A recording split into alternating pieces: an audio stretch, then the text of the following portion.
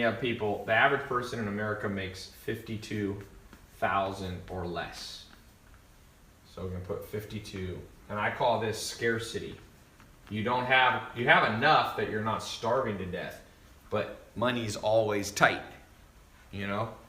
And then you have the next level, people making 100 grand. Actually, we'll put 72 grand. And this is basically what they call stability. Because if you can make 72 grand, you basically reach this stability point. Daniel Kahneman won a Nobel Prize talking about this. He's a professor of economics at Princeton. And then above here, okay, and I remember all these stages. I remember being below 0. I remember being below 52, below 72. I remember going this. And then you get to a level which I call financial independence. And this is an important place to get to. So that's, let's say, between $72,000 and $120,000 a year. Okay? Because I remember getting to this stage, you're stable and independence, all of a sudden you have enough money to do stuff. I remember the first time I got to this stage, independence, I actually was able to take a vacation. I went to Puerto Rico. I saved money. I was able to take a girl I was dating and her friend, and I was able to fly in my dad. The only trip I ever did with my dad in my life was that one right there. So when you get, and I was making about $8,000-$10,000 a month, and I remember being like, oh man, I can go to Puerto Rico and spend 3 or 4 grand on the trip and still have more money coming in next month. So you got positive cash flow, right? So then the next stage is when you start getting, what I consider like abundance levels.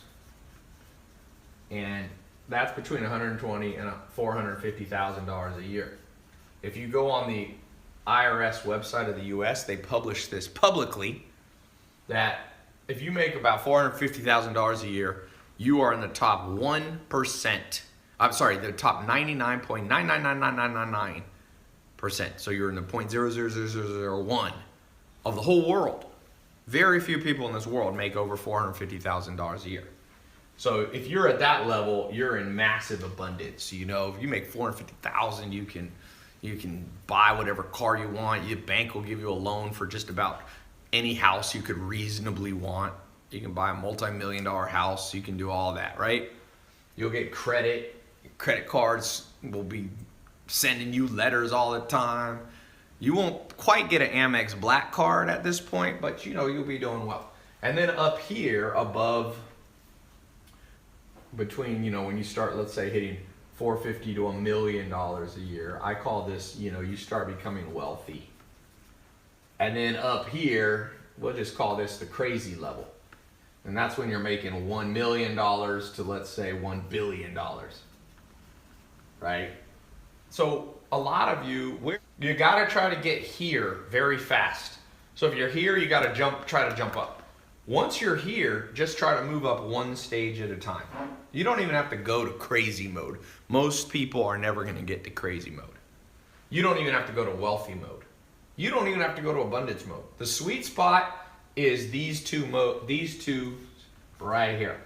You need you want to be hovering between, Daniel Kahneman said you should target at least 72, at least $6,000 a month. That's where you need to be. And I want to tell you, I've been through all these stages, literally every one of these.